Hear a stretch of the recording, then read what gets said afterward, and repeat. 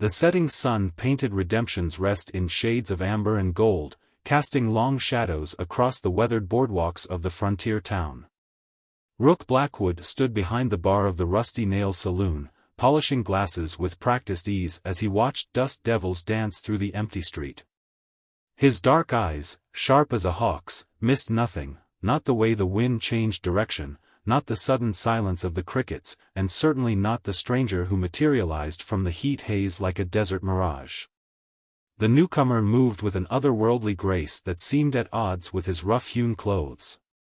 His boots made no sound on the creaking floorboards as he entered the saloon, and though he wore a wide-brimmed hat, there was something about his bearing that spoke of nobility. Rook's fingers tightened imperceptibly around the glass in his hands. "Welcome to the Rusty Nail," Rook said, his voice carrying the gravelly warmth of wood smoke. "What's your poison?" The stranger lifted his head, and Rook found himself staring into eyes that seemed to hold entire constellations. They were an impossible shade of violet, deep and ancient, with pinpricks of light that shifted like stars in a night sky. "Whatever burns the strongest," the stranger replied, settling onto a barstool with fluid grace. "I've traveled far." "Haven't we all?" Rook murmured, reaching for a bottle of his private stock. The liquid inside caught the lamplight like liquid copper. "Got a name, traveler?" "Nix," the stranger said after a moment's hesitation. "And you?" "Rook Blackwood. Owner, proprietor, and keeper of secrets." He poured 2 fingers of the amber spirit and slid the glass across the bar. "Those secrets seem to find their way to Redemption's Rest whether we want them or not." Nix's lips curved into a slight smile as he lifted the glass. "An interesting name for a town. Every soul here's looking for a second chance," Rook replied, leaning against the bar. "Or running from their first one." The stranger's eyes flickered with something, recognition, perhaps, or understanding. He took a sip of his drink and went very still, as if surprised by the taste. "This isn't earth spirits," he said softly. Rook's expression didn't change, but something in the air between them shifted. "No," he agreed. "It's not. Just like you're not an ordinary drifter, and those aren't ordinary eyes you're wearing."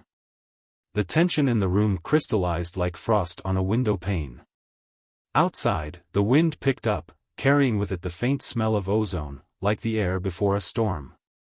But the sky remained clear, painted in deepening shades of purple and gold. "You're very observant," Nick said carefully, setting his glass down. "Most humans don't notice." "Most humans don't serve drinks to dragons in disguise," Rook countered, his voice barely above a whisper. "Or recognize Starfire whiskey when they taste it." Nix's hand moved to his hip, where Rook suspected a weapon far more dangerous than a 6-shooter waited. "You know what I am." "How?"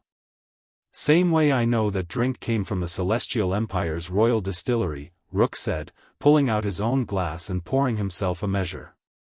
"I've got a good memory for things I'm not supposed to remember." The Dragon Prince, for that's what he had to be, given the quality of the whiskey and the power humming beneath his human disguise, studied Rook with new interest. "You're not what you appear to be either, are you?" "I'm a bartender," Rook said simply. "Sometimes that's enough. Sometimes it's not. But right now, I think we both have bigger concerns than what I might or might not be." He nodded toward the window, where 3 riders had appeared on the horizon, their horses kicking up dust clouds that glowed red in the dying light. Nix turned to look, and his entire body tensed. The air around him shimmered like heat waves off hot sand, and for a moment, Rook caught a glimpse of scales beneath the human facade. "They followed me," Nix whispered, more to himself than to Rook. "Across the stars themselves." "Imperial trackers?" Rook asked, already reaching beneath the bar for the modified Winchester he kept for special occasions. The metal felt warm to his touch, responding to something in his blood he'd spent years pretending didn't exist. Nix shot him a sharp look. "You know of them?" "Let's just say this isn't the first time Troubles followed someone to my door," Rook replied, checking the rifle's chamber. The bullets inside glowed with a faint blue light. Question is, what do you want to do about it? For a long moment, Nix was silent, watching the approaching riders with the stillness of a predator. Finally, he turned back to Rook, and this time there was no hiding the otherworldly fire in his eyes. I didn't come here looking for allies, he said carefully. But I won't turn away help freely offered. Rook smiled, and for the first time, allowed some of his own carefully maintained disguise to slip. His eyes flickered with an ancient power, and the shadows in the corner of the room seemed to deepen. Then let's give those trackers a proper redemption's rest welcome. As the sun finally dipped below the horizon, plunging the town into twilight, two unlikely allies prepared to make their stand. A dragon prince on the run from his empire, and a bartender with forgotten stardust in his veins, both guardians of secrets that were about to come crashing into the light. The three riders approached through the gathering darkness, their horses' hooves striking sparks against the hard-packed earth. As they drew closer, Rook could see that these weren't ordinary mounts. Their eyes glowed with mechanical fire, and steam hissed from their nostrils with each breath. The riders themselves were even more unsettling, their forms obscured by long coats that seemed to absorb the failing light. Commander Draken, Nix murmured, his hand tightening around his glass. He's my brother's favorite hunter. Rook watched as the lead rider dismounted, his movements unnaturally fluid. The tracker's face was partially hidden behind a mask of dark metal, but his eyes burned with the same otherworldly fire as Nix's, though these held none of the prince's warmth. Clear the street, Rook called out to the few townspeople still lingering outside. They needed no second warning, having lived in Redemption's Rest long enough to recognize when trouble was brewing. Doors closed, shutters latched, and within moments the street was empty save for the hunters and their prey. Commander Draken's voice carried across the distance like rolling thunder. Prince Nix Shadowscale, heir to the seventh throne of the Celestial Empire. Your brother sends his regards. And his assassins, Nix replied, stepping out onto the saloon's porch. How thoughtful of him. Rook moved to stand beside him, Winchester held casually but ready. The metal of the gun seemed to sing against his palms, responding to the growing tension in the air. Something stirred in his blood, memories he'd buried deep beginning to surface like bubbles in dark water. This doesn't concern you, human, Draken said, his mask turning toward Rook. Then he paused, tilting his head like a bird of prey. No, not human. Not entirely. What are you? Images flashed through Rook's mind, a ship among the stars, a crash in the desert, a child found by homesteaders. The life he'd built here suddenly felt like tissue paper in a storm. I'm the owner of this establishment, he said firmly, pushing back against the flood of memories. And you're disturbing my peace. Draken's laugh was like grinding metal. Peace? There can be no peace while traitors to the Empire draw breath. He raised a hand, and his companions dismounted, drawing weapons that hummed with barely contained energy. Step aside, Bartender. This is your only warning. Rook, Nix said quietly, you don't have to. Yes, I do, Rook interrupted.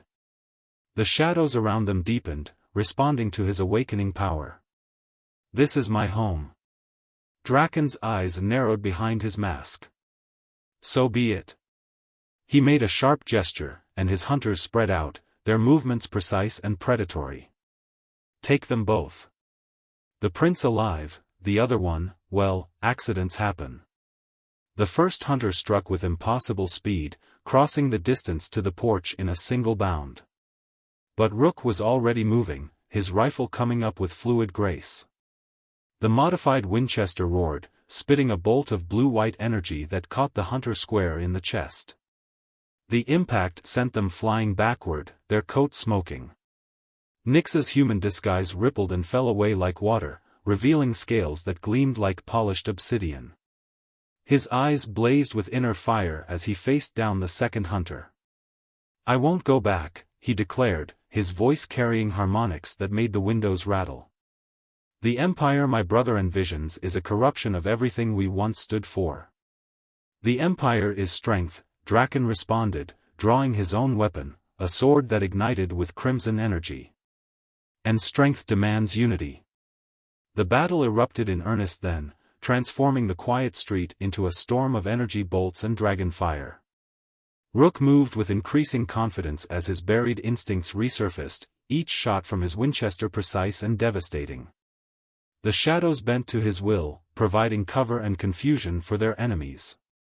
Nyx proved to be a fearsome ally, his partial transformation allowing him to combine draconic strength with human agility. He ducked under a hunter's energy blade and retaliated with a blast of concentrated starfire that melted the cobblestones. But Draken was every bit the warrior his reputation suggested. He carved through Rook's shadow defenses with his burning sword, pressing their position with relentless determination. "I can smell the stardust in your blood now, Bartender," he called out, deflecting another energy bolt. "You're one of the lost ones, a child of the celestial courts, abandoned on this backwater world." The words hit Rook like physical blows, confirming suspicions he'd carried his whole life. "I'm not lost," he growled, ejecting his rifle-spent power cell and slapping in a new one. "I'm exactly where I need to be." The fight continued, neither side able to gain a decisive advantage. The hunters were incredibly tough, shrugging off hits that should have been fatal, while Nyx and Rook's combined powers kept them from being overwhelmed. The air crackled with energy, heavy with the scent of ozone and burning metal. As the moon rose over Redemption's Rest, casting everything in silver light, Rook caught Nyx's eye. Without words, they formed a plan. Rook fired rapidly, forcing Draken and his hunters to cluster together for protection. Nyx seized the opportunity, gathering his power for one massive strike. The Dragon Prince's attack came not as fire, but as pure starlight, a column of radiance that turned night to day. When the glare faded, their enemies were gone, along with a good portion of the street. Only Draken remained, his mask cracked, his coat smoldering. "This isn't over," the commander snarled, his form beginning to fade like smoke. "The Empire does not forget, and it does not forgive." Then he was gone, leaving behind only the lingering scent of burnt metal and ozone. As the adrenaline faded, Rook looked around at his battered saloon and the scarred street. The shadows slowly returned to normal, no longer responding to his emotions. He turned to Nyx, who had resumed his human form, though his eyes still burned bright. "So," Rook said, breaking the heavy silence. "I guess we both have some explaining to do." Under the vast canopy of stars, Rook and Nyx sat on the saloon's roof, sharing what remained of the Starfire whiskey. The town below was quiet, its inhabitants wisely staying indoors after the evening's supernatural display. Broken glass had been swept away, scorch marks remained as testament to the battle, and both men nursed wounds that went deeper than flesh. "I was found in the desert," Rook began, his voice quiet but steady. 30 years ago, after a light fell from the sky. The Blackwoods, they were good people, ranchers. They took me in, raised me as their own." He studied the whiskey in his glass, watching how it caught the starlight. "Never quite fit in, though. Always knew I was different." Nyx nodded, his violet eyes reflecting the constellations above. "The Celestial Empire has many children," he said. "Not all of them were meant for the life of court politics and power struggles. Some were hidden away, for their own protection." "Protection from what?" "From those who would use them as weapons," Nyx replied, his expression darkening. "My brother, Sovereign Razeth, believes in absolute control.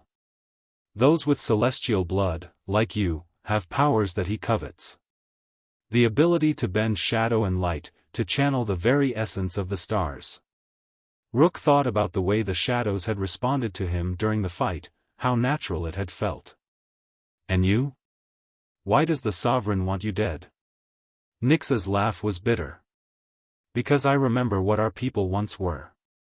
Before the Empire became obsessed with expansion and dominance, we were guardians. Protectors of younger races, shepherds of dying stars. He gestured at the town below. Places like this, frontier worlds where people build new lives, these were sacred to us. Now my brother sees them only as resources to be exploited. So you ran. I chose exile, Nix corrected.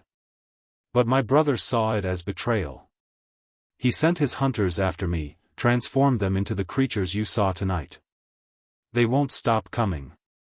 Rook absorbed this in silence, pieces of his past finally falling into place. The strange abilities he'd always hidden, the dreams of stars and distant worlds, the feeling that he was meant for something more. Those hunters, he said finally. They'll bring reinforcements. Yes. Nix didn't soften the truth. An Imperial strike force, most likely. Draken won't risk failure twice. How long? 3 days, perhaps 4. Time enough to evacuate the town. Rook stood, walking to the edge of the roof. Below, Redemption's Rest slumbered, unaware of the destiny gathering above it like storm clouds. This was his home, these were his people, even if he wasn't entirely one of them. No, he said firmly. No evacuation. Nix raised an eyebrow. The Imperial force will be significant. They'll level this place to get to us. Then we'll just have to stop them. Rook turned back to the Dragon Prince, and for the first time, he allowed his power to flow freely. His eyes blazed with starlight, and shadows danced around him like living things. You said your people were once guardians. Well, this is our chance to remember that purpose. You'd risk everything for this town? Sometimes a home is worth fighting for, Rook replied. And sometimes running just means you never find out what you're capable of. Nix was quiet for a long moment, studying Rook with ancient eyes. Finally, he smiled, and there was something of his true form in the expression, fierce and noble and determined. Very well, he said, rising to stand beside Rook. Let's show my brother's forces what happens when they threaten what's under our protection. They spent the rest of the night planning, sharing knowledge of Imperial tactics and their own abilities. Nix taught Rook how to better control his celestial powers, while Rook shared his intimate knowledge of the terrain around town. They would use every advantage they could get. As dawn approached, painting the eastern sky in shades of purple and gold, Rook felt a strange peace settle over him. For the first time in his life, he didn't have to hide what he was. More than that, he had found a purpose that felt right, protecting this small corner of the universe from those who would destroy it. They'll come at sunset, Nix said, watching the sun rise. It's traditional for Imperial forces. The end of one day, the beginning of another. Rook nodded, already thinking of preparations to be made. Then we'd better make sure Redemption's Rest is ready to give them a proper welcome. The two unlikely allies descended from the roof as the town began to stir below. They had 3 days to prepare for war, to transform a frontier town into a fortress, and to prove that sometimes the greatest acts of nobility happen far from any imperial court. The coming battle would either be their last stand or the beginning of something new, a reminder to the Celestial Empire that not all power comes from conquest, and that sometimes the strongest bonds are forged in the defense of something worth protecting. The promised sunset arrived in a blaze of crimson and gold, but the beauty of the desert evening was marred by the dark shapes appearing on the horizon. Imperial dropships descended from the clouds like metal predators, their engines howling as they deposited troops around the outskirts of Redemption's Rest. Rook stood on the saloon's porch, Winchester in hand, watching as more ships emerged from the gathering dusk. The past 3 days had transformed the quiet frontier town into a fortress. Every building had been reinforced, every street turned into a potential kill zone. The townspeople who'd chosen to stay, and there were more than he'd expected, were armed and ready. Quite a sight, isn't it? Nix appeared beside him, his human disguise discarded in favor of his true form.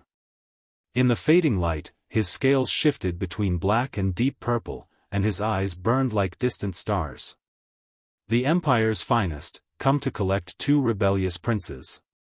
They're about to learn that collecting isn't as easy as they think.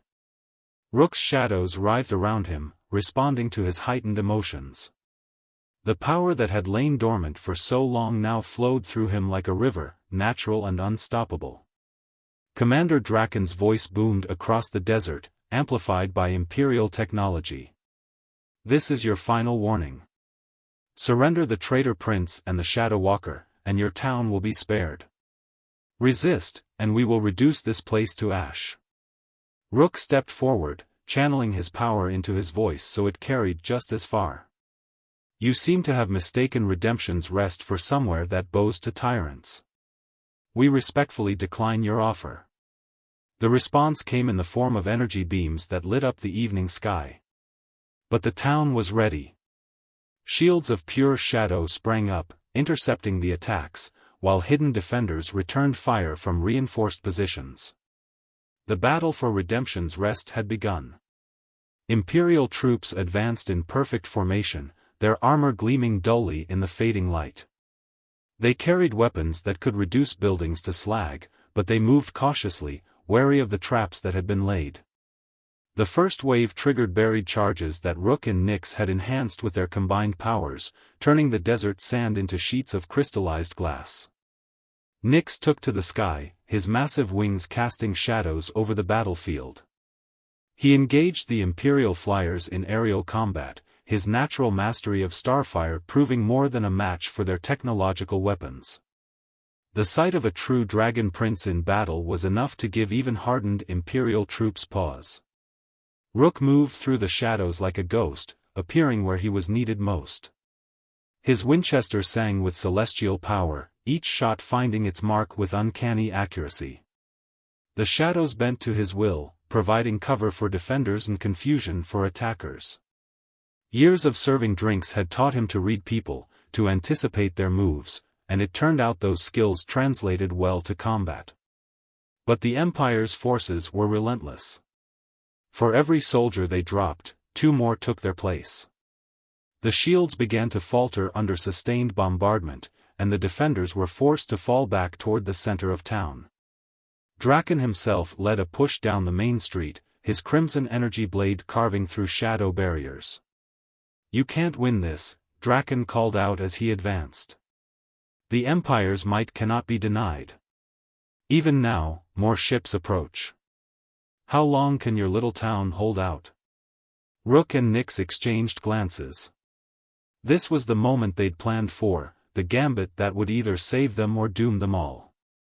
Nyx landed beside Rook, and together they began to channel their powers in a way that hadn't been attempted since the ancient days of the Celestial Empire. You forgot something, Commander, Nyx said, his voice carrying harmonics that made the air itself vibrate. About what happens when celestial blood awakens to its true purpose. Rook felt the power building between them, shadow and starfire intertwining. And about what the Empire's founders actually stood for. Their combined energy erupted outward in a wave of pure force. Where shadow met starfire, reality itself seemed to bend. Imperial weapons ceased functioning, their power sources overwhelmed by the ancient magic. Armor designed to withstand energy blasts crumbled under the touch of primordial darkness. The defenders of Redemption's Rest, warned about what was coming, had taken shelter. They watched in awe as their town became the epicenter of a power not seen in centuries. Draken's mask shattered, revealing a face twisted by Imperial modifications, his eyes wide with disbelief. Impossible, he breathed. This power was lost. Not lost, Rook corrected, the shadows swirling around him like a living cloak. Just waiting for the right moment to return. The Imperial forces broke. Even their legendary discipline couldn't stand against the display of raw celestial power. Dropships fled into the night sky, leaving their ground troops to scatter into the desert. Only Draken remained, his energy blade flickering as it struggled against the lingering effects of the combined power. This isn't over, he snarled, but there was fear behind his defiance now. The Sovereign will not. The Sovereign, Nyx interrupted, will learn from this. As you should have. He stepped forward, every inch the royal he was born to be. Tell my brother that the old ways are not dead. Tell him that there are still those who remember what we once were, guardians, not conquerors. Draken looked between them, his twisted face unreadable. Then, without another word, he activated some hidden device and vanished in a flash of crimson light. The battlefield fell silent save for the wind whistling through the empty streets. Rook looked around at his town. There was damage, yes, but it could be repaired. More importantly, they had stood together against an enemy that should have overwhelmed them. As the townspeople emerged from their shelters, there was pride in their faces alongside the awe. Think they'll be back? He asked Nyx. The Dragon Prince watched the last Imperial ships disappear into the darkening sky. Perhaps. But not soon. And next time, they'll find us even stronger. In the days that followed the battle, Redemption's Rest began to heal. The scars of combat were slowly erased as buildings were repaired and streets cleared. But some changes were permanent: the crystallized glass in the desert sand, the strange shadows that sometimes danced in the corner of one's eye, the way the stars seemed a little brighter over the town. The Rusty Nail Saloon had become something of a legend, its scarred walls and bullet-marked exterior worn like badges of honor. Rook still served drinks, but now he did so with his true nature unconcealed. His eyes carried their subtle starlight, and the shadows moved to his will without hesitation. Nyx had chosen to stay, though he maintained his human disguise most of the time. The town accepted him as they had accepted Rook, another lost soul who'd found his place in this corner of the frontier. Together, they began to transform Redemption's Rest into something unique, a sanctuary for others like them, those caught between worlds. One evening, as they sat on the saloon's roof watching the sunset, Nyx broke their comfortable silence. Word has spread, he said, his violet eyes distant. About what happened here. About what we did. Good news or bad? Rook asked, though he suspected he knew the answer. Both. The Empire's grip on its outer territories is weakening. Some say it's because others have been inspired by our stand. But that means my brother will be desperate to reassert control. Rook nodded, considering this. And the lost ones? The other children of the celestial courts? They're beginning to remember who they are. What they can be. Nyx turned to face his friend. We showed them that there's another way. That they don't have to choose between hiding and serving the Empire. The implications hung in the air between them. They had done more than defend a town, they had sparked something that could change the balance of power among the stars. The question was whether they were ready for what that meant. I've been thinking, Rook said finally. About what you said before, about the old ways. About being guardians. And? Maybe that's what this place needs to be. Not just a sanctuary, but a beginning.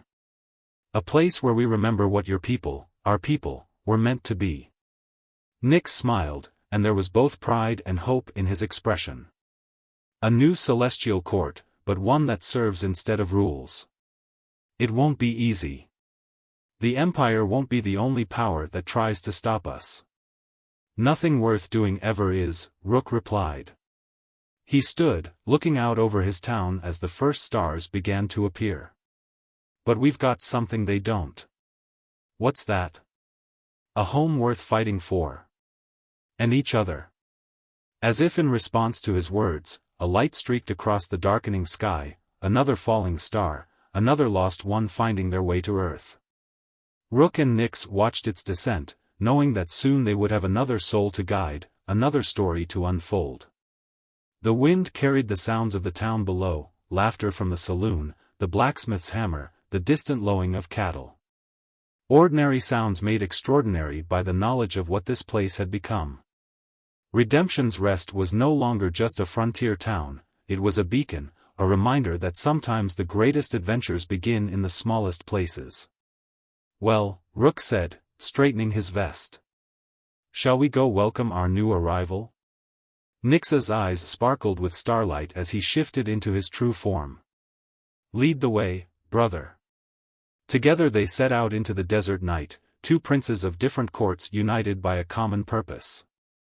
Behind them, Redemption's Rest stood as a testament to their victory, and before them stretched an endless sky full of possibilities. The saga of the dragon and the bartender had become something greater, a legend that would be whispered among the stars, a story of how two outcasts found not just sanctuary, but destiny. And in the saloon below, the bottle of Starfire whiskey caught the light of distant constellations, a reminder that sometimes the greatest journeys begin with a simple drink between strangers. The frontier had always been a place of new beginnings, but now it was something more, a frontier not just of Earth, but of stars themselves, watched over by guardians who remembered the old ways and dared to dream of new ones. The Empire might still be out there, plotting and planning, but Redemption's Rest would be ready.